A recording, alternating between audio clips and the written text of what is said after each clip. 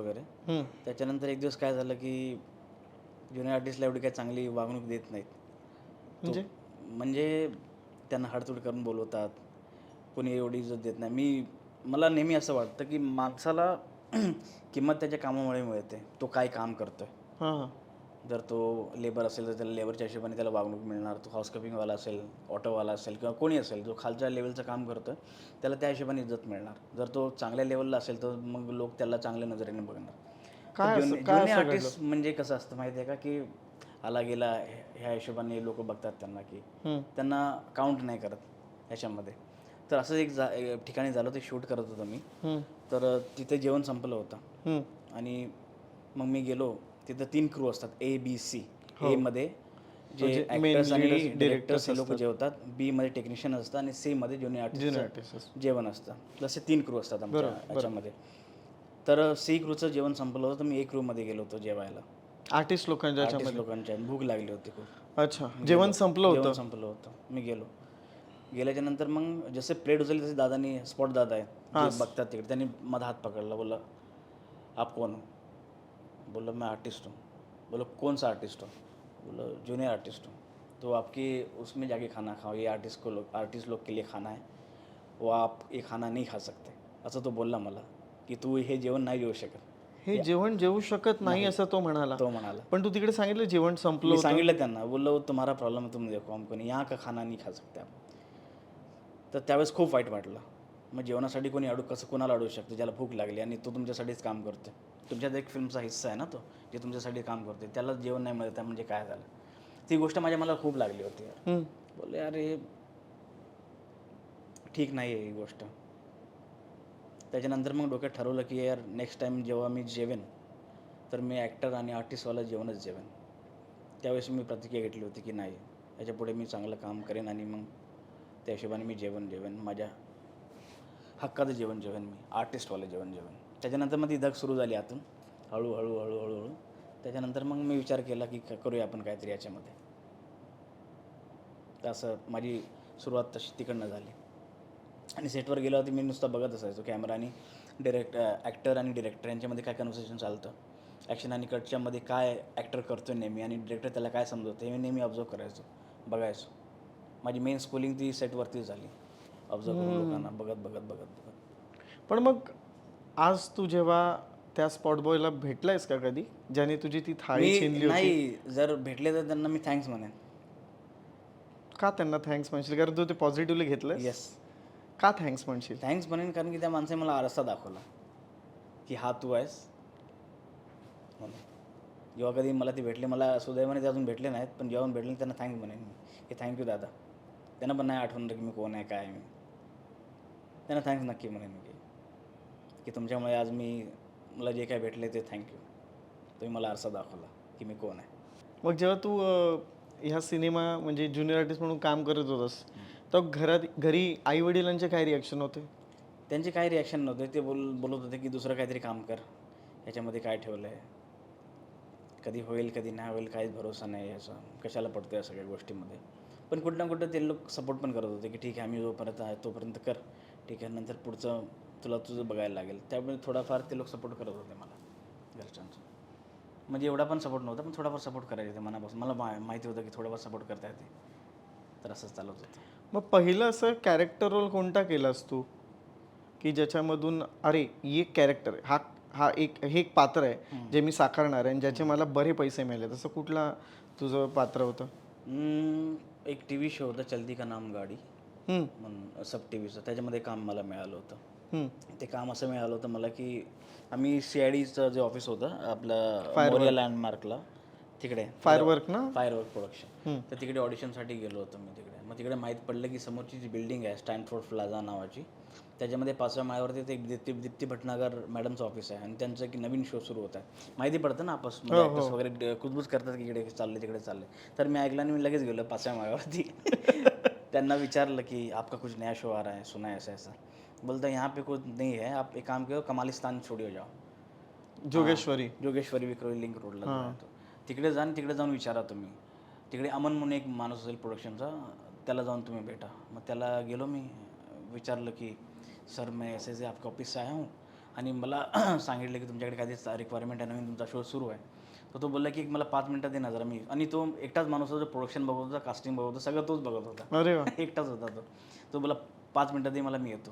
तर मी बसलो तिकडे साईडला. 5 मिनिटं झाली आणि मी किती 12, 12:30 की 1 वाजता पोहोचलो होतो मी स्टुडिओला. त्याला भेटलो. त्याच्यानंतर 1चे 2 झाले.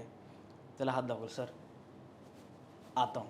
तो एकटाच माणूस धावपळ करत होता. असं करत करत रात्रीचे 8 वाजले. मी तिकडेच बसलो आहे. हम्म. आणि मग शेवटी मग त्याला विचारलं मी की सर आज करणार की नाही तुम्ही, काय माझं ऑडिशन वगैरे. तो बोलला अरे यार मी खूप बिझी आहे, तू उद्या ये कर. उद्या किती वाजता? बोल 12 वाजे येतं काळच्या. तर 12 वाजता परत गेलो मी. परत तो माणूस तेच बिझी आहे. तसं माझे पूर्ण दिवस गेला. बरं रात्री 10 वाजले दुसऱ्या दिवशी पण परत तेच. पण मी काय नाही बोललो त्याला, फक्त एक हात दाखवायचा, सर असं करायचं होतं. बोला ठीक आहे. त्याच्यानंतर मग मी जायला निघालो. तेवढ्यात मग तो बोलला की अरे एक काम कर ना, तुझा नंबर दे मला, काय असेल तर मी तुला फोन करेन. तर 2 दिवसांनी त्याचा फोन आला मला की असंच एक कॅरेक्टर आहे, एक पाणीपुरी सेलरचं कॅरेक्टर आहे, करशील का? आणि तुला मी 2,500 रुपये पर डे देईन. हम्म. तर ऐकून खूप बरं वाटलं. 2,500 पर डे मिळणार आपल्याला आणि काम आहे. वाह बोललं सगळं ठीक आहे. मग तिकडनं सुरुवात झाली मग काम वगैरे करायचं. मग ते कंटिन्युटीवालं काम होतं. कंटिन्युटीवालं काम होतं. महिन्यातून 3-4 दिवसाचं काम होतं ते. म्हणजे 10,000-1,000 सुटायचे असं बघायला गेलं तर. अच्छा. आणि तो पण शो 3 महिन्यात बंद पडला. TRP नव्हती शोला. मग त्या दरम्यान नोकरी सोडली होतीस की? सोडली होती नोकरी. सोडली होती. मग आता मग घर कसं चालवायचं ह्याच ह्याच्यावर? याच्यावरती चालवायचं. थोडे आई वडील सपोर्ट होता हलका हलका असं. बाकी हे सगळं काम वगैरे करून वगैरे चालवायचं.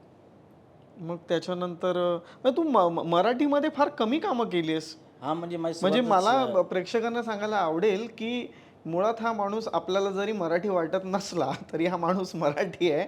म्हणून आज लोकमत फिल्मीवरती तुला बोलवण्याचं कारण मुख्य ते की लोकांना कळलं पाहिजे की आपला मराठी कलाकार हा तिकडे जाऊन हिंदीमध्ये साऊथ इंडस्ट्रीमध्ये जाऊन खूप सारी कामं करतोय, आपल्या मराठीचा झेंडा त्या ठिकाणी फडकवतोय.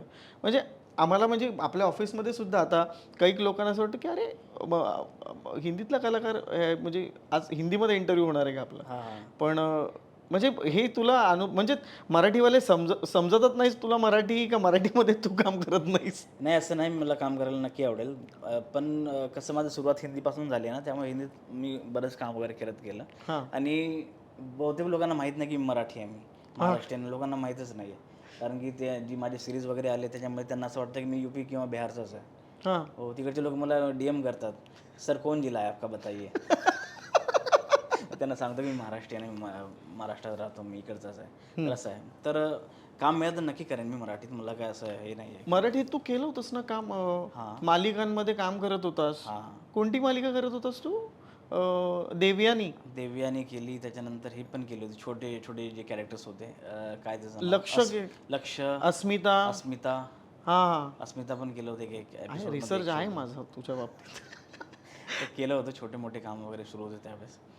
आणि नंतर मग आदित्य सरपोतदार यांची फिल्म केली होतीस तू. त्यांनी एक फिल्म डिरेक्ट केली होती, वेब फिल्म द शोलेगल नावाची. त्याच्यामध्ये मी एक प्रोडक्शन मॅनेजरचं कॅरेक्टर केलं होतं. हां. बेसिकली ती फिल्म होती, एक स्टंट वुमन होती फर्स्ट इंडस्ट्रीमधली, त्यांच्या लाईफवरती ती फिल्म बेस होती.